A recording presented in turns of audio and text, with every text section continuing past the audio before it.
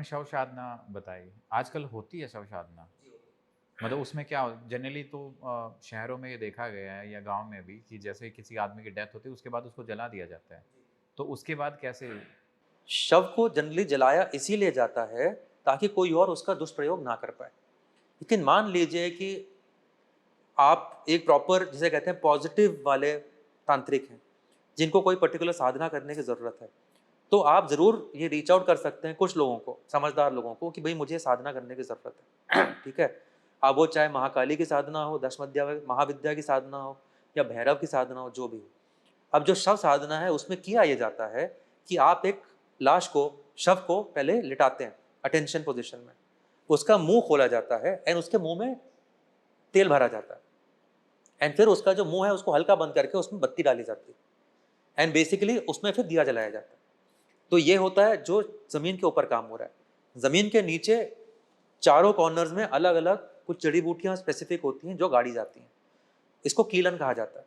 आप जब वो कीलन करते हो उसके बाद वो शव रखा जाता है, उसके खुले मुँह में दिया जलाया जाता है एंड उसके ऊपर बैठ के आप वो पर्टिकुलर मंत्र पढ़ते हो, जिससे आप देवी माँ को या महादेव को प्रसन्न करने की कोशिश करते हो एंड उनसे जो भी आप साधना माँगना चाह रहे हो, जो भी सिद्धि माँगना चाह रहे हो, वो माँगने की कोशिश की जाती है। तो ये कुछ समय के लिए होता होगा, 3-4 घंटे के लिए या फिर कई दिनों तक चलता है ये? ये कई दिनों का हो सकता है। डिपेंड करता है कि आप किस साधना में उतर रहे हैं या किस एंटिटी की साधना में जा रहे हैं, राइट?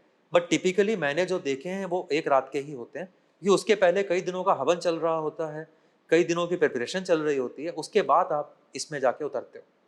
ये मतलब जिसे कहते हैं पिनिकल होता है, ये आखिरी स्टेप होती है। तो ये रात को टिपिकली 12 बजे के बाद शुरू होता है, सुबह का जो 4 बजे का ब्रह्म मुहूर्त है उसके पहले कंप्लीट भी हो जाता है। मगर ये काफ़ी भयंकर होता है क्योंकि इसमें अकेले बैठना होता है शमशान के बीच में। कोई दूर-दूर तक आपके आस-पास कोई नहीं रहेगा और या तो ये शमशान के बीच में होगा या फिर जंगल के बीच में होगा। ऐसे तो बहुत रेयर होता हो। नहीं, आज भी भारतवर्ष के जंगलों में, भारतवर्ष के रूरल एरियाज़ में इस तरह की प्रैक्टिसेज़ हैं, लोग करते हैं जिनको जिस तरह की सिद्धियाँ हैं। फ़र्क बस ये है कि आप देखोगे सिर्फ़ उसी चीज़ को जिसको आप ढूँढ रहे हो, राइट? हमारी माइंड भी उन चीज़ों को ब्लॉक कर देता है जिस पे हम अटेंशन नहीं दे रहे।